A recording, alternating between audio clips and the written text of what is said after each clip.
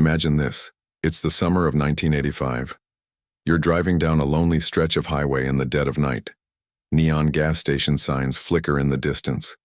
The hum of the road fills the silence, and you feel the weight of exhaustion pressing. In dot up ahead you spot it, the familiar glow of a rest stop. Fluorescent lights buzzing above the parking lot, a vending machine humming, a handful of cars scattered under the harsh glare. You pull in, thinking it's just another stop. A place to stretch, grab a snack, use the restroom. That's exactly what a young couple thought too. They parked their car, stepped inside, and vanished. Hours later, their car was still there. The doors locked, their wallets on the dashboard, their drinks half finished. But the couple themselves? Gone. No footprints, no witnesses, no explanation. And here's the terrifying part. For 37 years, the case went cold. No arrests, no suspects. Just an empty car in a lonely parking lot, and a family torn apart by questions that would never be answered. Until one day, decades later, when the FBI cracked open an abandoned storage locker and found something inside. That changed everything. But before we go further, let me ask you, if this happened in your town, if a young couple walked into a rest stop and never came back, what would you believe? A random crime? A cover-up? Or something far darker hiding along America's highways? Tell me in the comments. Where are you watching from tonight? Drop your country or city. I want to see how far this mystery has reached. And don't forget to subscribe, because what you're about to hear is not just a story. It's a case that has haunted investigators for nearly 4 decades. And what was found shocked even the FBI. It was July 12, 1985, a Friday night, heavy with heat. The kind of night when the asphalt still radiates warmth long after sunset, and the air tastes faintly of gasoline and dust. You picture the scene. Headlights slicing through the dark, cassette tapes rattling inside a worn Chevy, the hum of the road carrying 2 people toward an ordinary destination. A young couple, mid-20s, deeply in love. They had just spent the day visiting family 2 states over, and were now making the long drive back home. They weren't wealthy. They weren't famous. They were ordinary. But that ordinariness would soon make their disappearance all the more terrifying. He was behind the wheel, steady, calm, hands gripping at 10 and 2 the way he'd learned years ago. She sat beside him, feet tucked under her, head leaning against the window.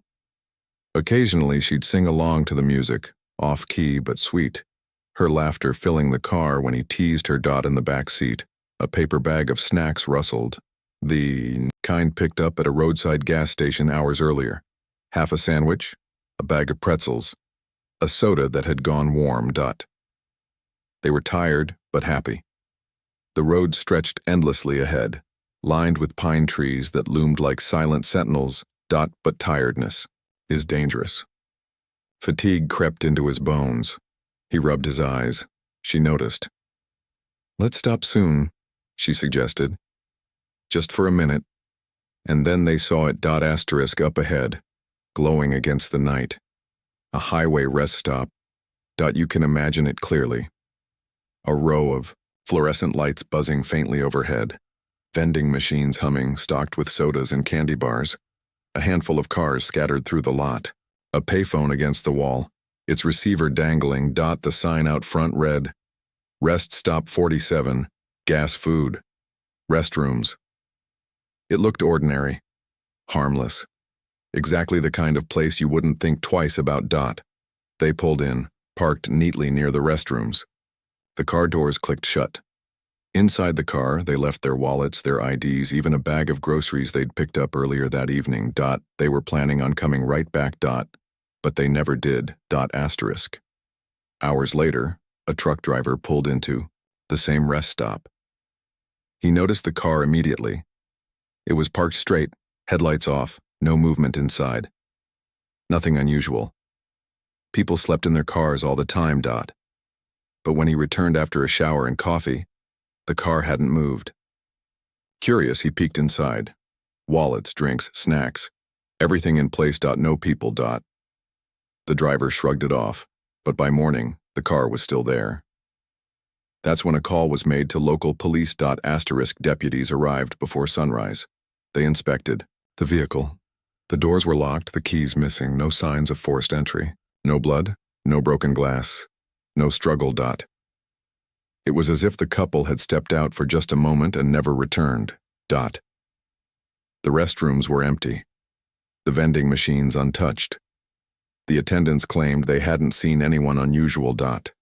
And yet, 2 people had vanished from a brightly lit public place in the middle of the night. Over the next 48 hours, police canvassed the area. They found a handful of witnesses. A woman claimed she saw the couple walking toward the vending machines around 11 p.m. She remembered because they were laughing, and the man gave her a polite nod. A trucker swore he saw a dark van idling near the edge of the lot, lights off. When he looked again, it was gone.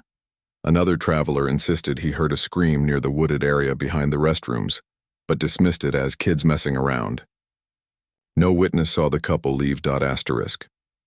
By Sunday, their families were frantic. Phone calls went unanswered.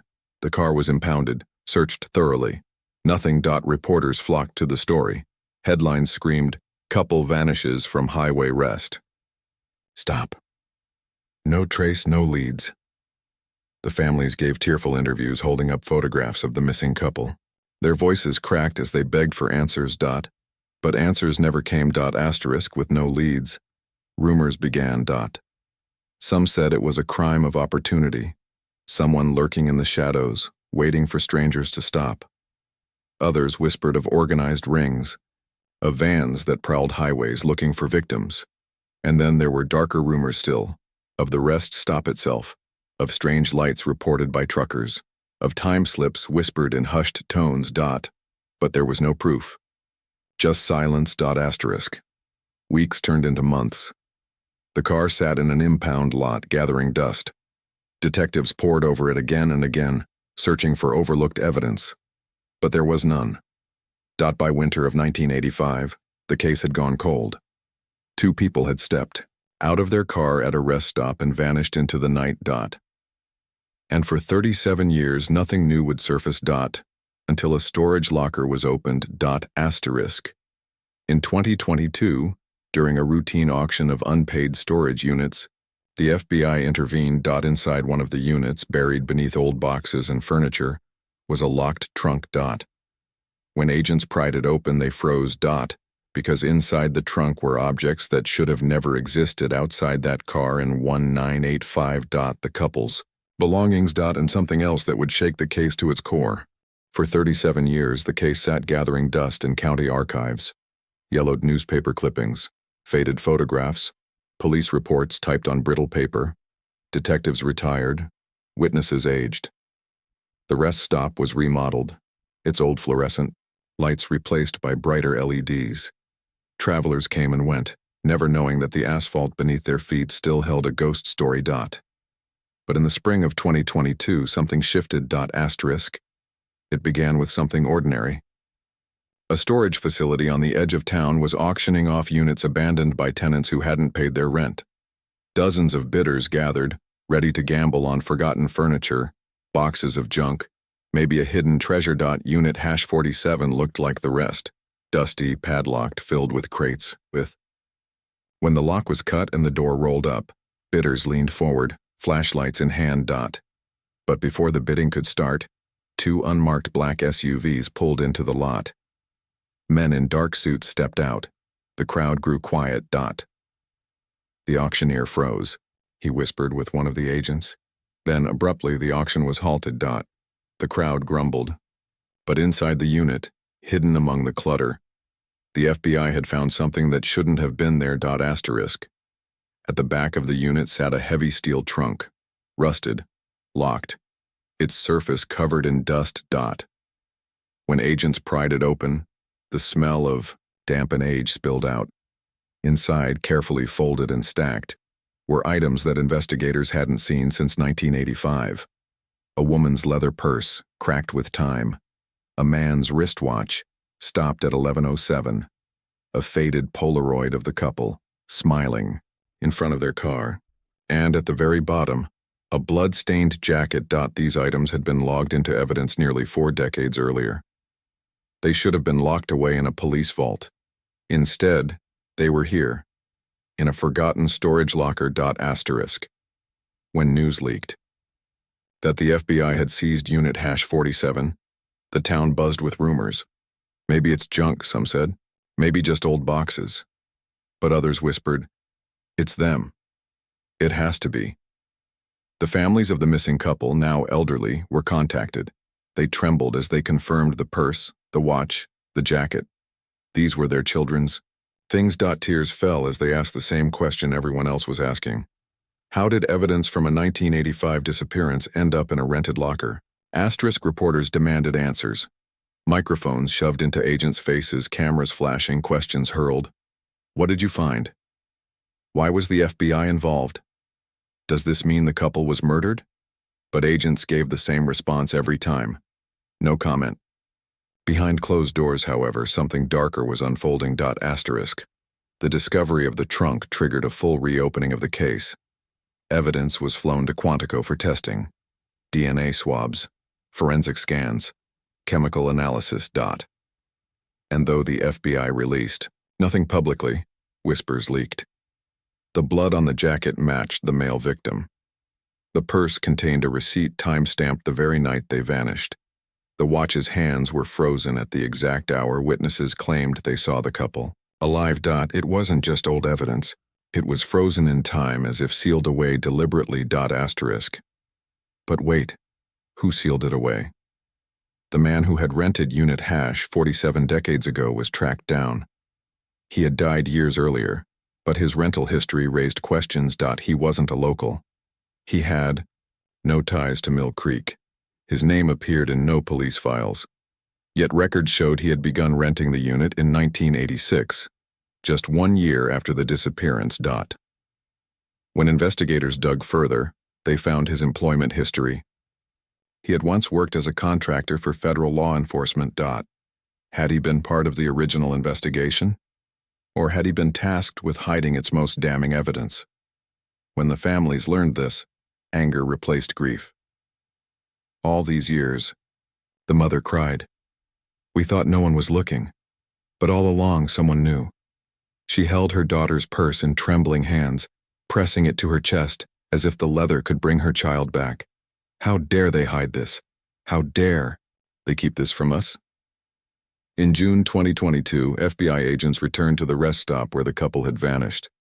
It had changed. New lighting, repaved lot, remodeled bathrooms. But beneath the surface, traces remained. Ground dash, penetrating radar swept the soil. Drones scanned the wooded area. Dogs sniffed the air for remains. One night, under cover of darkness, workers drilled beneath the original foundations of the restrooms. They pulled up something metallic, waterlogged, covered in rust. A license plate. It matched the couple's car. But their car had never been dismantled. It still sat in a police impound lot. So why was a matching plate buried under the rest stop floor? But wait, was this planted, or had there been another vehicle? Days later, an anonymous email reached a local journalist. Attached was a single, scanned document, red-stamped classified. It was a memo dated August 1985. Rest stop 47 secured. Evidence relocated to containment. Public disclosure unacceptable. Project Seraphim. There it was again. That same name whispered decades earlier.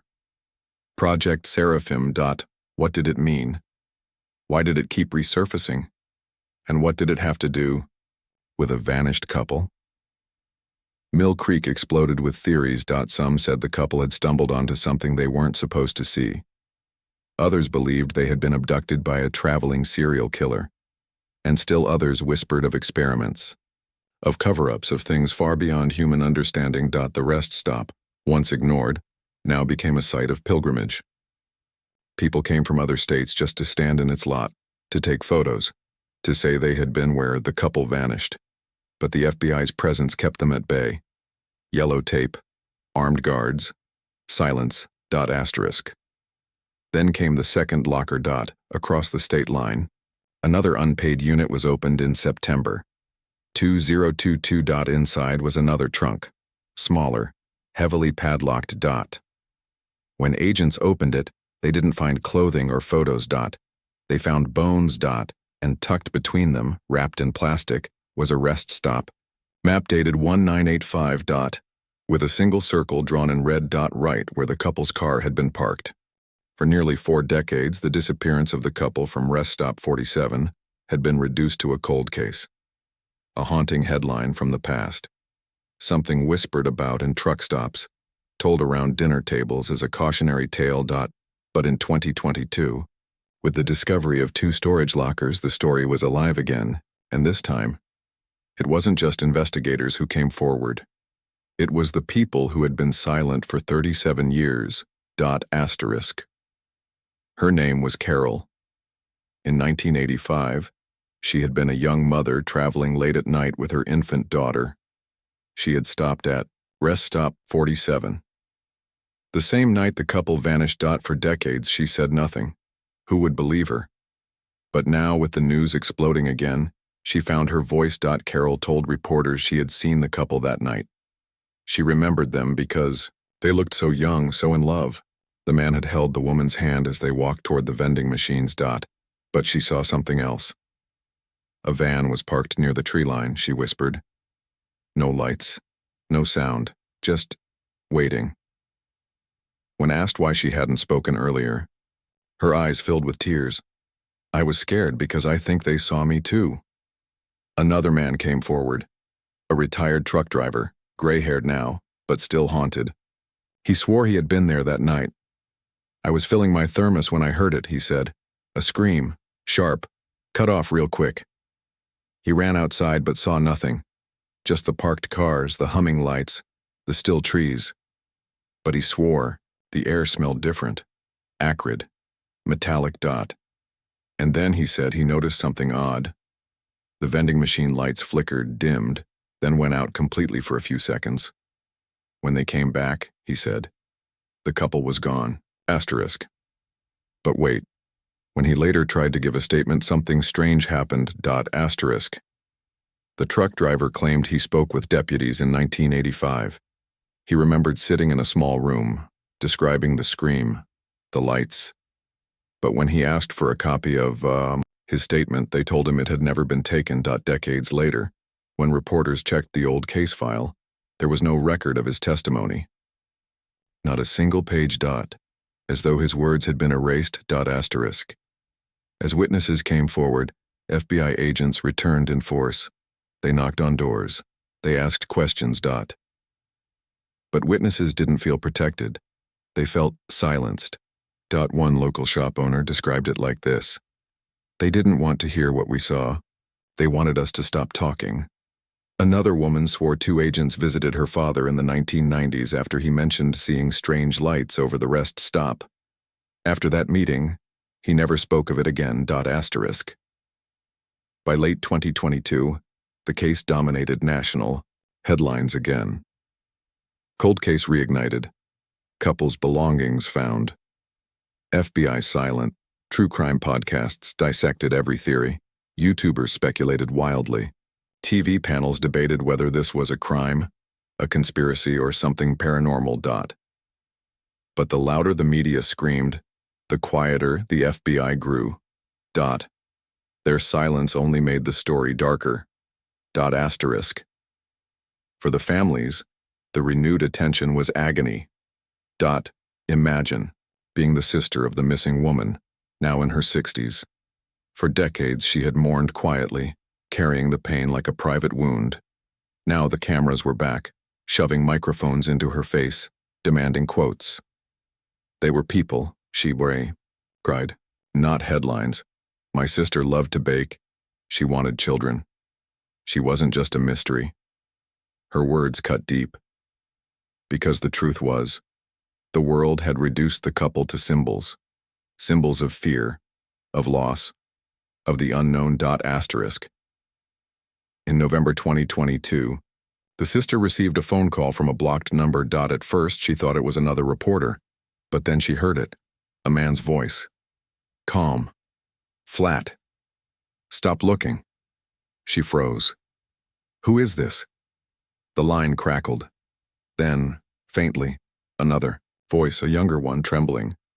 "We're still here." The line went dead. She dropped the phone. Asterisk. But wait. Was it a cruel prank? Or something far more sinister? Investigators digging through the second storage locker made another discovery. Hidden in the lining of the trunk, folded tight, was a map of the highway system. On it, several rest stops were circled in red. Not just rest stop 47.5 others. All of them had unsolved missing persons cases spanning from the 1970s through the early 1990s. Was this the work of a serial predator striking across multiple states? Or a network of something far larger? Leaks continued.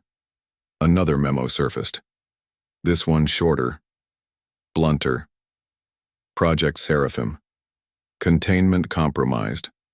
Public must not connect disappearances. Disperse evidence as needed. It was dated 1986, just months after the couple vanished. The implication was chilling. Not only had the government known, they had actively scattered evidence. Asterisk. By Christmas 2022, Mill Creek was gripped by paranoia. Some refused to stop at rest areas at night. Others claimed to see unmarked vans lurking again. A few swore they heard screams in the distance when driving past rest stop 47. The rest stop itself became a place of fear. Travelers hurried in and out, never lingering, never making eye contact. It was no longer a convenience. It was a grave marker. Asterisk. And then, in January 2023, something happened that made the fear real again. A college student traveling home late at night texted her friend, "Stopping at rest, stop 47, be there soon." She was never seen again. And when her car was found, parked neatly under the buzzing lights, her phone was still inside. The last photo she had taken was of the vending machines. And in the reflection of the glass, just over her shoulder, stood two blurred figures. The news of the college student's disappearance spread like wildfire. It wasn't just another cold case headline from the past. It was happening again. For nearly 40 years, the town had whispered about rest stop 47. Parents warned children. Truckers muttered to each other. Travelers hurried in and out. But those were whispers of the past. Now it was real, tangible, terrifying. A young woman had pulled into the rest stop, sent a casual text to her friend, and vanished. Just like before. Asterisk. Her car was found parked neatly under the fluorescent lights, the driver's side door locked. Inside, her purse, her ID, her phone. The last text read, "Grabbing a soda, be there soon." On her phone's camera roll, the final image was chilling, the vending machine's glass reflecting her face. And behind her, two blurred figures. No one recognized them. No one admitted to being there. And just like that, the nightmare of 1985 was alive again. Asterisk. Within hours, the FBI locked down the rest stop. Bright floodlights turned the night into day. Agents in black jackets set up tents, sealed off the parking lot, combed the woods with flashlights. Reporters swarmed, cameras flashing, drones buzzing overhead. But just like in 1985, the official statement was brief. "We are investigating. No further comment at this time." That silence spoke louder than words. Asterisk. National outlets seized the story. The rest stop curse. FBI hiding the truth. Another victim, same place. Podcasts dissected every frame of the vending machine photo. True crime channels debated endlessly about the blurred figures. Were they abductors, fellow travelers, or something else? For the families of the original couple, it was agony all over again. 37 years later, and they still won't tell us the truth, the missing woman's brother said on live television. His voice cracked with rage. How many people have to vanish before they admit what's happening? But wait, what was happening? The town split into camps, each theory louder than the last. The predator theory, Some insisted this was the work of a predator, or even a network, someone using the rest stop as hunting ground, collecting victims for decades. The cover-up theory. Others believed the FBI had known all along. That Project Seraphim wasn't about protecting the public, but about hiding something far more sinister, the paranormal theory. And then there were the ones who whispered about lights, distortions, the vending machines flickering that night in 1985. Theories of time slips, doorways, experiments that went wrong. Each theory terrified. None explained everything. Asterisk. At a candlelight vigil for the student, an older woman spoke. She was the mother of the missing man from 1985. Her voice trembled but carried power. They told us it was just a tragedy, she said. That they tried everything. But I know better now. I know they hid the truth. My son didn't just vanish. He was taken. The crowd fell silent. Candles flickered in the night. And for the first time, fear turned into anger. Asterisk. A week later, a video surfaced online, grainy, shaky, filmed from a distance. It showed FBI agents at Rest Stop 47 carrying a large black bag between them. The bag dripped water, its shape unnatural. The video ended abruptly as someone shouted, "Hey!" and the camera cut off. Was it real? Was it staged? No one knew. But it spread like wildfire. And it fueled the belief that the FBI wasn't searching for answers. They were cleaning something up. Asterisk, but wait, cleaning what up? Leaks continued to trickle in. Another memo, this one dated 1987. Containment successful, witness accounts suppressed, Ravenwood and Rest Stop 47 linked, continue monitoring cycles. Cycles.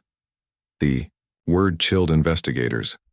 Because if disappearances came in cycles, then it wasn't random. It was predictable. And if it was predictable, it was controlled. Asterisk. Forensic analysis of the missing student's phone revealed something stranger still.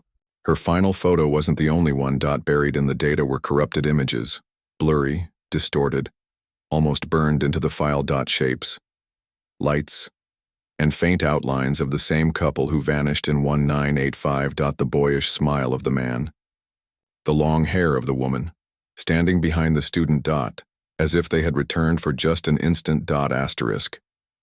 By spring 2023, the town was fractured. Some demanded answers, others demanded silence. Businesses near the Rest Stop suffered. No one wanted to stop there anymore. Travelers avoided the area at night. Truckers detoured miles just to skip it. It wasn't just a rest stop anymore. It was cursed ground. Asterisk. And then, one night, a fire broke out in the wooded area behind Rest Stop 47. When firefighters arrived, they found trees scorched, the air heavy with the smell of ozone. At the center of the burn zone lay something metallic. Fragment. Stamped with 3 letters and 4 numbers. The same code found in the lockers.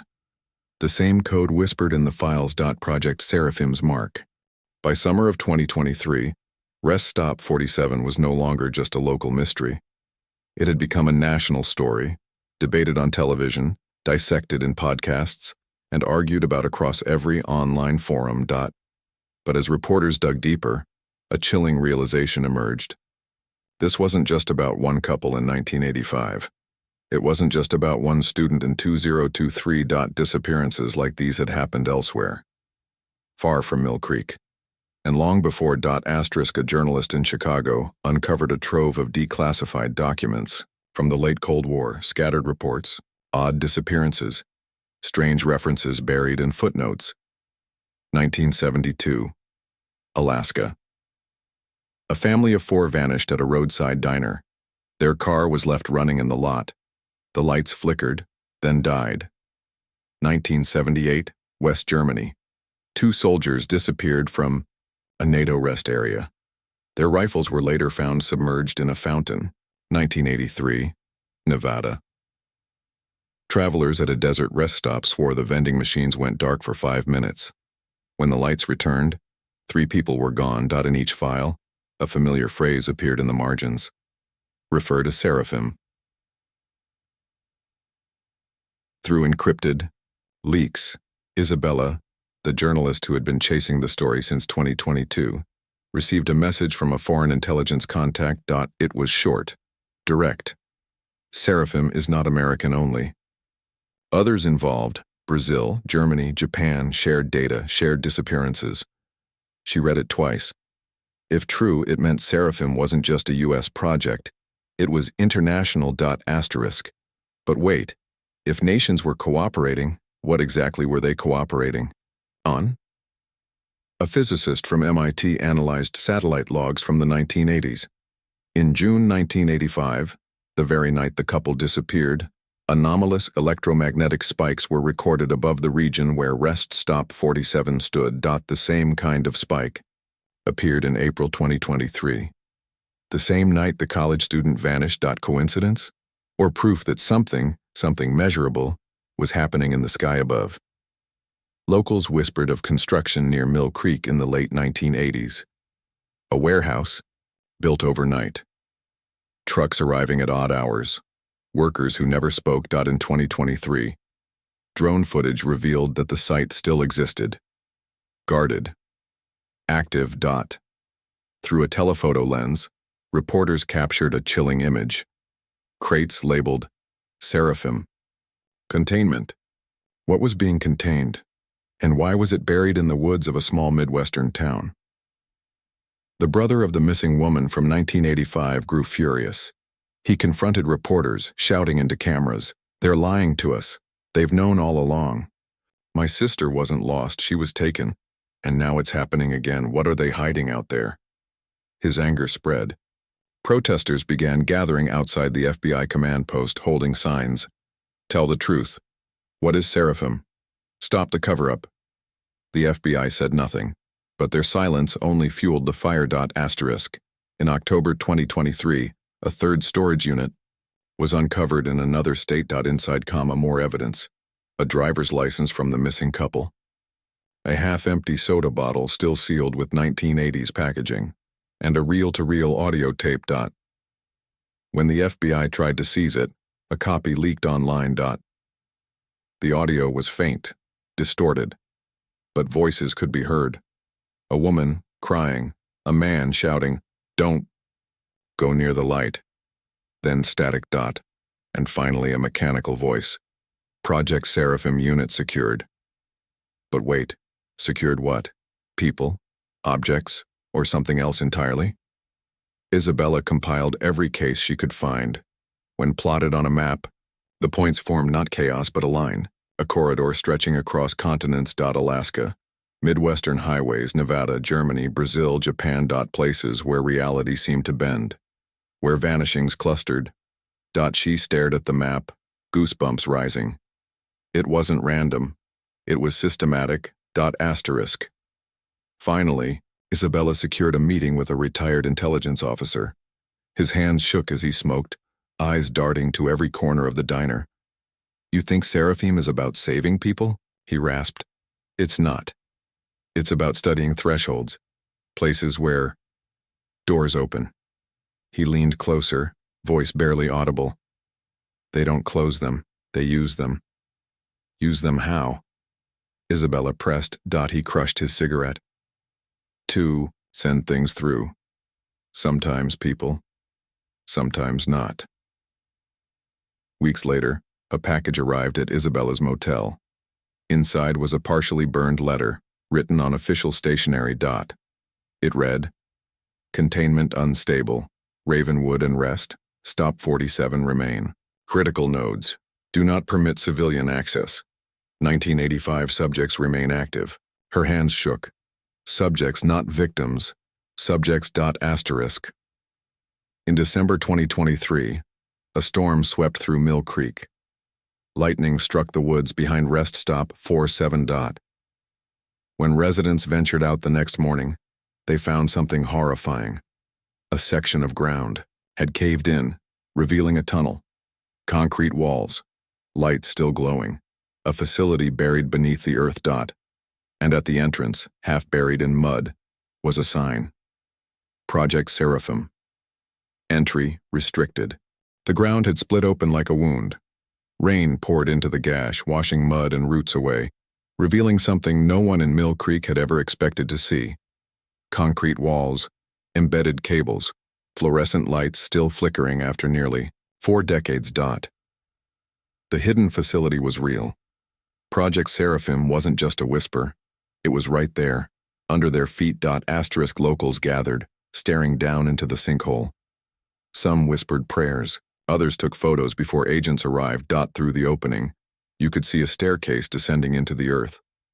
Rusted handrails, cracked tiles. But what stunned everyone was that the lights still worked. Electricity pulsed through the veins of something alive, something buried, something never meant to be uncovered. And then the SUVs came.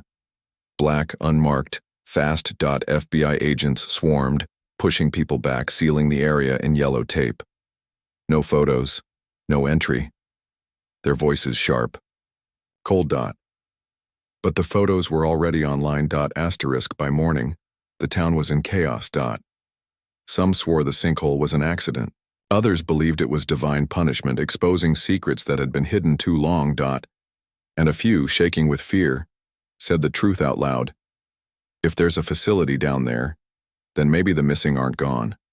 Maybe they're still inside. But wait, what would they be like after 37 years? Dr. Alan Perkins, the physicist who had studied anomalies at Ravenwood, arrived at Mill Creek with new data.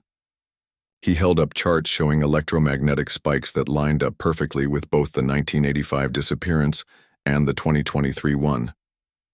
This isn't coincidence, he said. It's a cycle. The ground itself resonates. Something beneath this rest stop is a node, a point where space-time bends, and they built the facility to monitor it. His voice dropped. But you can't just observe something like this. It observes you back. Asterisk. That week, residents began reporting strange lights again. White orbs hovering low above the highway. Pulses of brightness flashing silently in the woods. Even headlights that bent, stretching, twisting, vanishing as if swallowed by the air. Itself. Drivers pulled over, terrified. Some swore they lost minutes, even hours, when they checked their watches. The phenomenon spread beyond Mill Creek. Travelers along the interstate claimed they saw the same lights. It was no longer local. It was spreading. Asterisk. An elderly woman approached Isabella. Her husband had been a janitor at the rest stop in the 1980s. He had died years ago, but before his death, he told her something that chilled her blood. He said there were rooms underground, she whispered. Rooms filled with people who weren't right. They didn't speak. They just stared, like something had hollowed them out. Her hands trembled. He begged me never to stop there at night. Said the place was hungry. Asterisk. But wait, hungry for what? Another leak surfaced. A set of documents labeled Seraphim Containment Logs, 1985-1990. The entries were fragmented, but certain phrases stood out. Subjects exhibit time dilation. Auditory phenomena. Voices resembling relatives. Containment breach resulted in loss of 2 operatives. Recommendation: seal rest, stop 47 indefinitely. At the bottom of one page, handwritten in faded ink, they are not gone. They are waiting. One of Isabella's colleagues went to investigate the sinkhole with a drone camera. He sent back footage of tunnels, doors marked with hazard symbols and strange shadows moving beyond the light. That night, he never returned home. His car was found parked neatly at the edge of rest stop 47. His phone, still recording, showed his last words: "Something's coming up the stairs." Then static. Asterisk. Sheriff Monroe faced the impossible. Should she warn the town to evacuate? Should she confront the FBI? She stood at the edge of the sinkhole one night, the wind whipping her hair. And she swore she heard voices rising from below.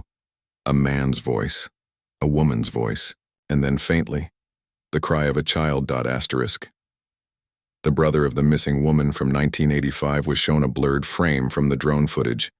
His knees buckled. "I know that face," he whispered.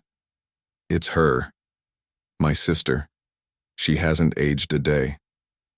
Was It real? A trick of the light? Or had time itself bent, trapping victims in a loop that never moved forward? And then, in January 2024, the sinkhole widened. The ground collapsed, swallowing part of the parking lot.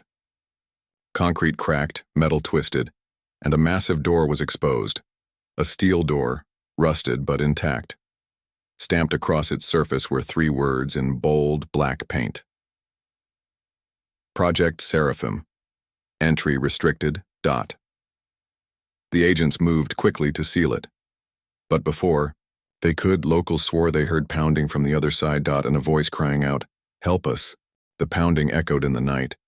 Heavy, hollow, human. And then the voice. "Help us." It came from behind the rusted steel door revealed by the sinkhole. A voice muffled by decades of earth and concrete. Witnesses swore it sounded real.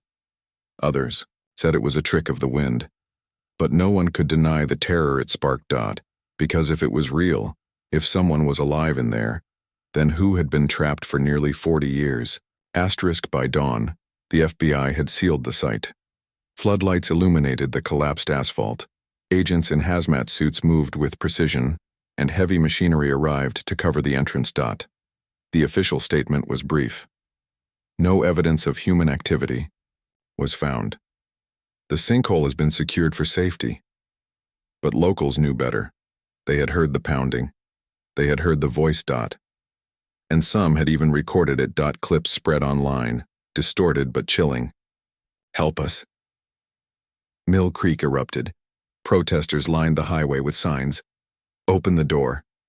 "What is Seraphim?" "Bring them home." Sheriff Monroe tried to calm them, but she herself had heard the voice. She couldn't shake it.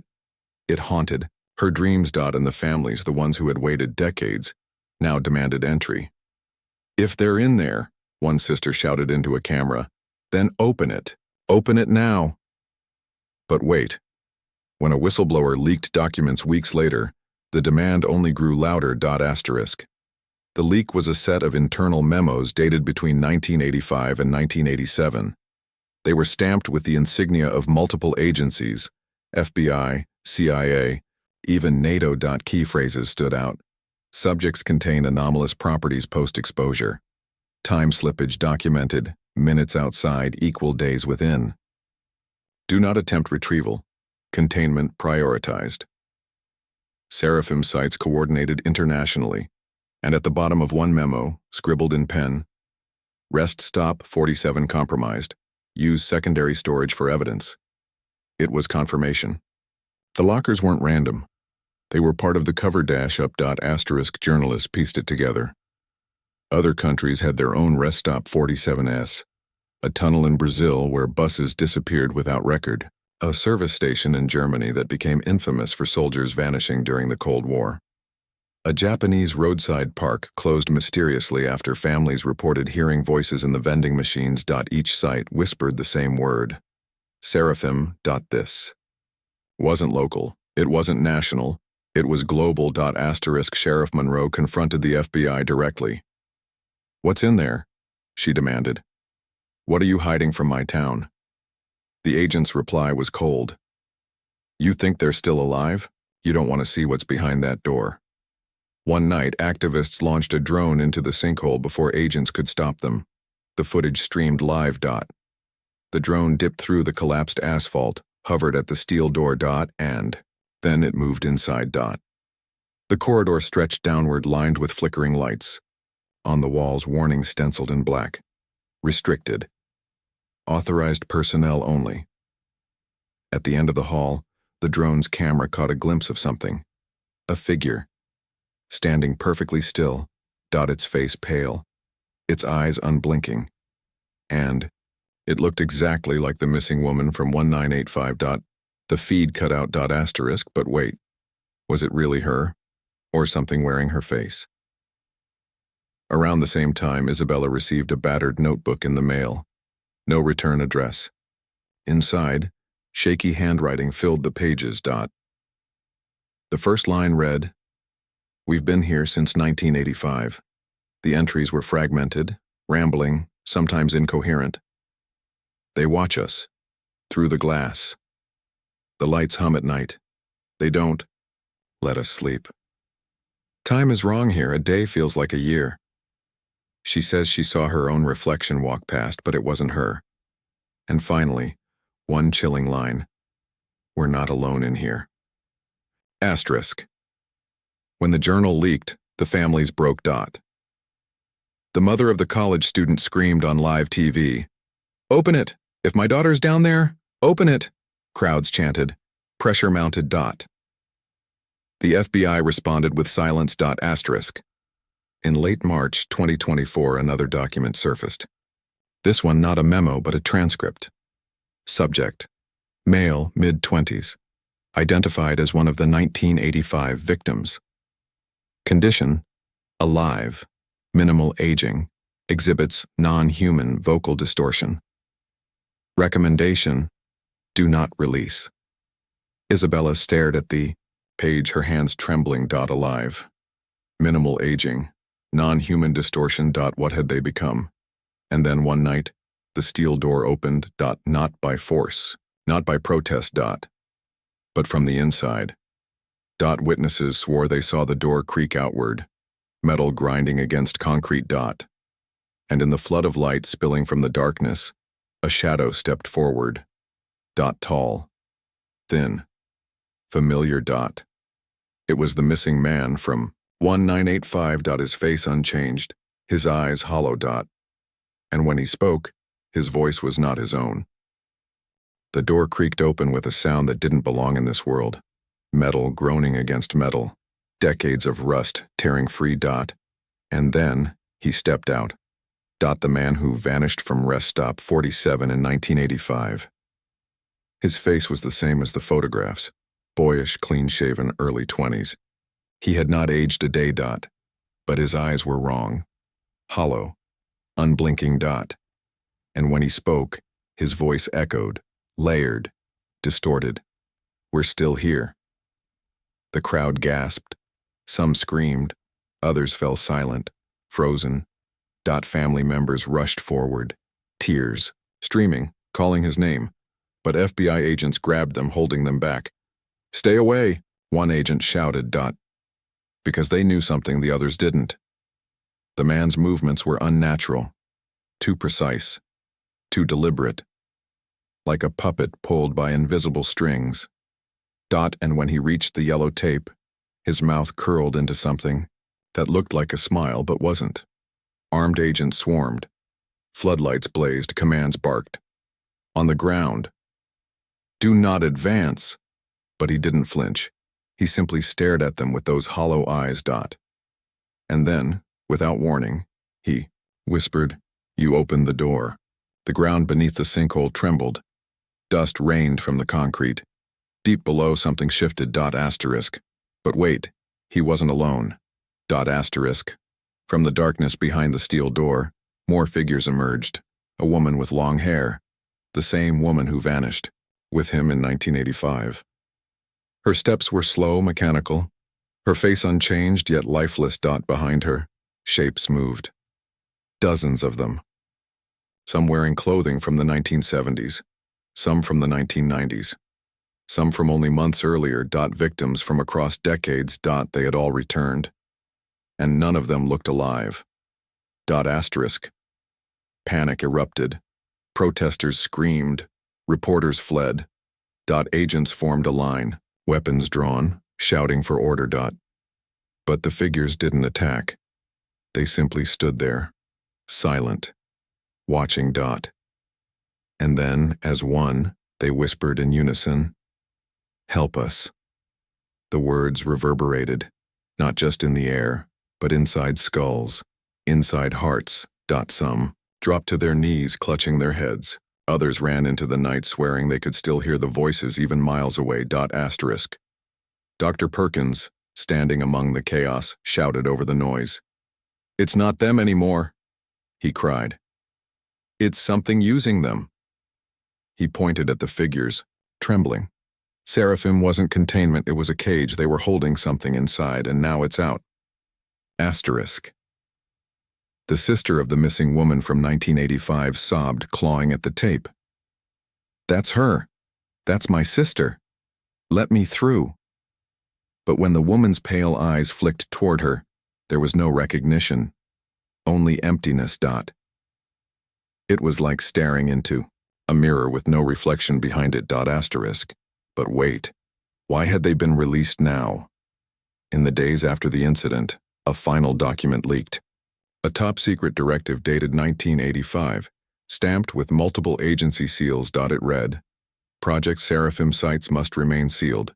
Subjects not to be recovered. Containment protocols critical. Failure to comply risks threshold breach. Threshold breach. The words echoed like a death sentence. By February 2024, Rest Stop 47 was shut down permanently. Concrete barriers sealed the highway entrance. Armed guards patrolled the perimeter. The official statement claimed the sinkhole had made the site structurally unsafe, but the people of Mill Creek knew better. They knew what they had seen. The figures that looked like their loved ones. The voices begging for help. The hollow eyes. So what really happened? The government experiment theory. The disappearances were part of a Cold War project gone wrong. The victims weren't abducted. They were used. The threshold theory. Rest Stop 47 sat on a tear in space-time. Those who vanished slipped through. When they returned, they weren't entirely human. The cover-up theory. The FBI and international agencies knew for decades. They weren't trying to solve the vanishings. They were trying to keep the truth from spreading. Isabella Duarte, the reporter who had chased the story for 2 years, ended her final article with these lines. They came back, but not as themselves.